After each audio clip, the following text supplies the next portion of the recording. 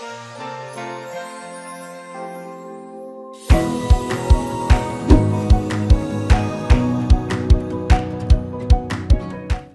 législation électorale au Gabon était muette sur la question du financement des campagnes électorales. Conséquence, chaque candidat finançait ses activités au mieux qu'il le pouvait et selon les sources de financement dont il avait à sa disposition. Ce que le nouveau code électoral a fait, c'est d'encadrer tout ça. C'est de considérer que désormais, les candidats ont droit à un financement. Ça a été consacré. Les candidats en compétition aux élections, que ce soit l'élection présidentielle, législative, locale, sénatoriale, les candidats ont droit à un financement et nous avons fait l'effort de détailler les sources de financement. Donc le code électoral donne des sources de financement, c'est-à-dire que les candidats peuvent bénéficier du financement de leur parti politique lorsqu'ils appartiennent à un parti politique. Les candidats aux élections politiques au Gabon peuvent bénéficier de financement de personnes physiques, naturellement les adhérents et sympathisants à la cause que le candidat porte, mais aussi que les candidats peuvent recevoir des prêts bancaires, peuvent solliciter des prêts bancaires auprès des établissements bancaires installés en République gabonaise. À défaut, ils peuvent recevoir des dons et legs de toute personne intéressée.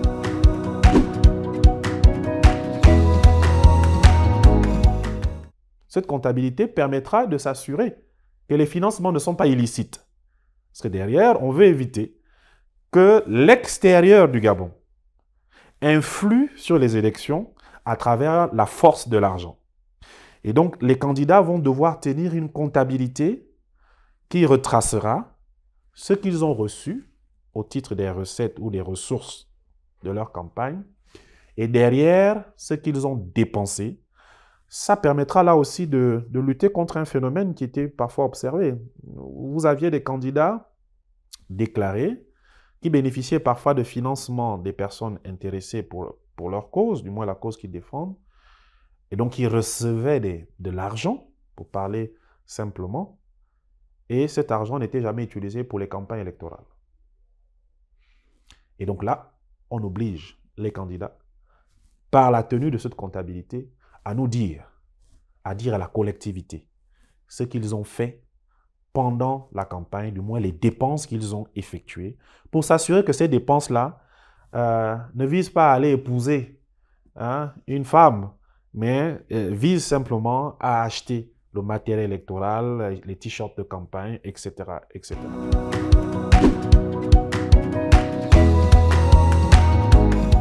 Alors, l'idée du plafonnement des dépenses vise un peu à moraliser la vie politique, vise à réduire le poids de l'argent au profit du poids des idées.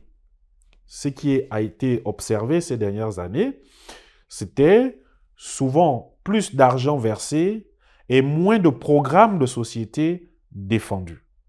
Donc la tendance de ce projet, de ce code électoral, qui n'est plus un projet, qui est désormais une loi de notre République, c'est de se dire, chaque candidat a un plafond.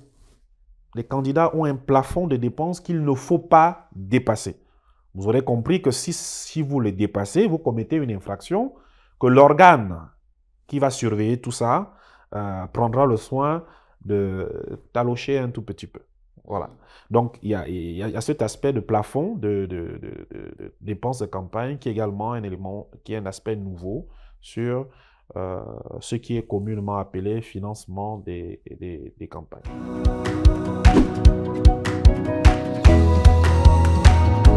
Sur le plafonnement, du moins les montants, les seuils autorisés, les seuils de dépenses autorisés, il faut rappeler que dans la méthodologie de travail qui avait été empruntée, il a fallu consulter un peu les acteurs politiques pour prendre l'exemple de l'élection présidentielle qui apparaît comme l'actualité la plus récente, à combien coûterait à peu près une élection présidentielle.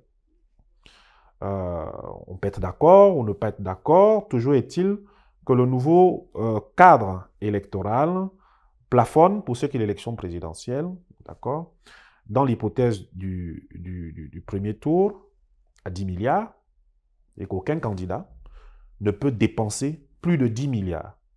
Ça ne signifie pas qu'il faut nécessairement dépenser 10 milliards, que l'on s'entende. Ça ne signifie pas qu'il faut forcément dépenser 10 milliards. Mais on se dit, peu importe toute la fortune que vous avez, dans l'hypothèse où vous serez immensément riche, vous ne pouvez pas aller au-delà du seuil de 10 milliards. Dans le droit ancien, le candidat pouvait dépenser comme il l'entend. Ça veut dire que s'il a plus de 10 milliards, il dépense plus de 10 milliards. Dans la nouvelle législation, il ne peut plus le faire. Ça, c'est dans l'hypothèse du premier tour. En cas de second tour, toujours pour l'élection présidentielle, il est interdit au candidat de dépenser plus de 5 milliards. Oui. Donc, en toute hypothèse, un candidat à l'élection présidentielle ne peut pas dépenser plus de 15 milliards en considérant les 10 du premier tour et les 5 du second tour. Je préfère m'arrêter sur cet aspect parce que c'est l'actualité la plus récente, mais pour montrer derrière qu'il y a un effort de réduire le poids de l'argent, du moins le limiter, à la différence de ce qui existait avant.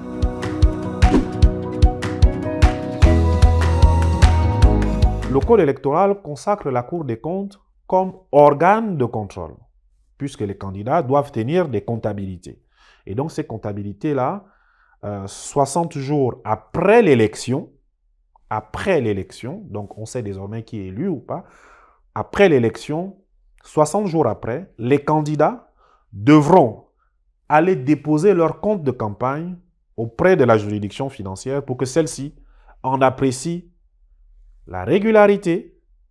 Je vous ai dit dès la question qui venait avant, régularité des financements, s'assurer qu'il n'y a pas eu un financement illégal ou illicite, va s'assurer également de ce que les dépenses qui sont décrites dans le compte sont des dépenses en lien avec une élection politique. Il va s'assurer, in fine, que les plafonds dont je parlais tout à l'heure ont été effectivement respectés. Et c'est cette juridiction qui donnera derrière quitus à chaque candidat qui dépose ce compte. Et il se peut qu'il y ait l'hypothèse d'un candidat qui ne dépose pas le compte. Eh bien, ce candidat deviendrait inéligible pour les prochaines élections. Donc, comme pour dire, tous les candidats sont tenus, tous les candidats en compétition sont tenus de déposer leur compte de campagne. Qu'ils aient dépensé 10 millions, qu'ils aient dépensé 100 000, toujours est-il qu'ils doivent, dans le cas des 100 000, tenir une comptabilité qu'ils déposent à la Cour des comptes. Et la Cour des comptes pourrait mettre en place des mécanismes de sanctions qui lui sont propres, qui peuvent aller des sanctions financières jusqu'à des peines d'inéligibilité de 10 ans au trou. Mais ce modèle, qui est un modèle nouveau, qui est un élément nouveau, ne doit pas effrayer plus d'un. Il y a des pays qui l'expérimentent depuis quelques années, notamment le Royaume du Maroc, qui a une avance là-dessus. La République du Bénin a également consacré un tel mécanisme. On va dire que dans le cas de l'Afrique centrale, pour ne prendre cet exemple, le Gabon va apparaître comme le pionnier dans ce domaine au niveau de l'Afrique centrale.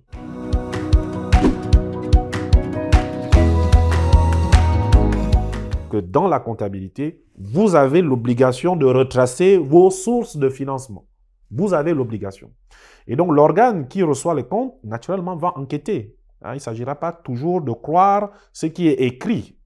Il y a des mécanismes d'enquête qui permettront de retracer si c'est sincère ce qui est écrit et à contrario, si ce n'est pas sincère. Et donc, si ce n'est pas sincère, ça veut dire que le candidat a bénéficié d'une source de financement interdite. Et en l'occurrence, ce qui est interdit, c'est qu'un pays étranger, une personnalité hors du Gabon, une personnalité étrangère, mette son argent au profit d'un candidat à l'effet d'influencer d'une manière ou une autre l'élection en République gabonaise.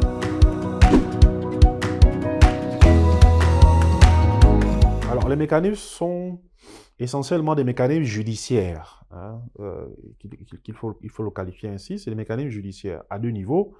Le premier, c'est l'organe de contrôle qui est mis en place, donc la Cour des comptes, qui a un mécanisme de sanction pour détecter les personnes qui s'égareraient de ce que la loi prévoit. Derrière la Cour des comptes, dont j'ai surabondamment parlé, il y a toujours l'aspect pénal, hein, l'aspect pénal, dont naturellement les autorités de poursuite, le procureur de la République et donc le tribunal judiciaire, qui peuvent aussi là prendre le relais pour ce qui serait considéré comme une violation de la loi pénale.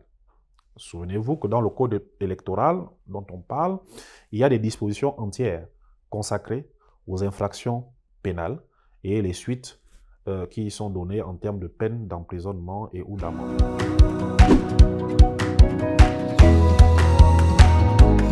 Alors, les peines d'emprisonnement peuvent aller du simple sursis à l'amende derrière, ou encore, ça peut aller d'une peine d'emprisonnement ferme qui peut être d'une année en montant, d'accord, pour ce qui est de là, en fonction là, ouais, en fonction de la gravité des faits reprochés. Il n'y a pas déjà de peine figée. Il y a des intervalles, mais tout dépendra de chaque espèce et en fonction des espèces, le juge ou les juges, parce que ce que je dis est à la fois valable pour le juge financier, mais tout autant pour le juge pénal. Donc en fonction des espèces, les juges seront amenés à apprécier la dangerosité, la gravité de l'infraction commise pour infliger la sanction appropriée conformément à ce que la loi prévoit. Les amendes peuvent être dans les 500 000 pour aller à 1 million. Voilà.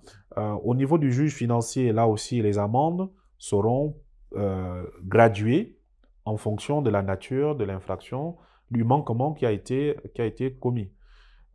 Et donc, dans la pratique, le juge nous dégagera nécessairement une certaine jurisprudence qui nous permettra de voir pour chaque type de manquement où est-ce que le juge se positionne, du moins où est-ce que le juge positionne son curseur au titre du montant des amendes à chaque fois. Mais n'oublions pas que l'une des sanctions ultimes pour un acteur politique, c'est de se voir rendre inéligible. Eh bien, dans le cas du financement, vous pouvez désormais devenir inéligible aux prochaines élections parce que vous avez violé les dispositions relatives au financement des campagnes. Et ça, pour un acteur politique, c'est une sanction non négligeable, hein. L'impossibilité de se présenter à une élection, sachant que les acteurs politiques ont pour rôle premier, c'est de participer, hein, à la quête du pouvoir. Et lorsque vous êtes privé de ce droit-là, ce n'est pas une sanction négligeable.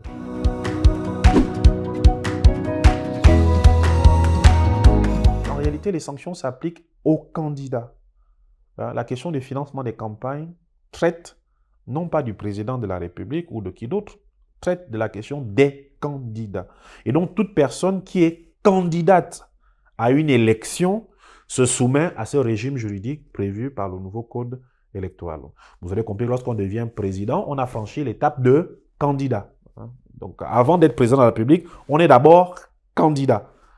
Et donc, ces dispositions s'appliquent à tout le monde, à tous les candidats.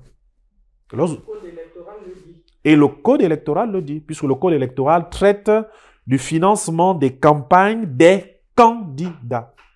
Et c'est dans le cadre de cette compétition que vous avez les uns et les autres qui viennent participer à la compétition à l'effet de devenir président de la République.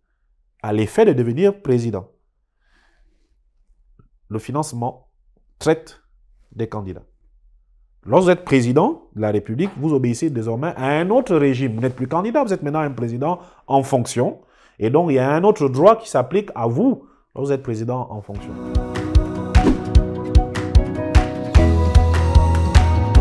Au titre du mot de fin ou en guise de conclusion, c'est vous réitérer une fois de plus mes remerciements pour m'avoir permis, m'avoir sollicité à l'effet de dire quelques mots sur le financement des campagnes électorales en République gabonaise sous l'aune, sous le regard, sous le prisme du nouveau code électoral.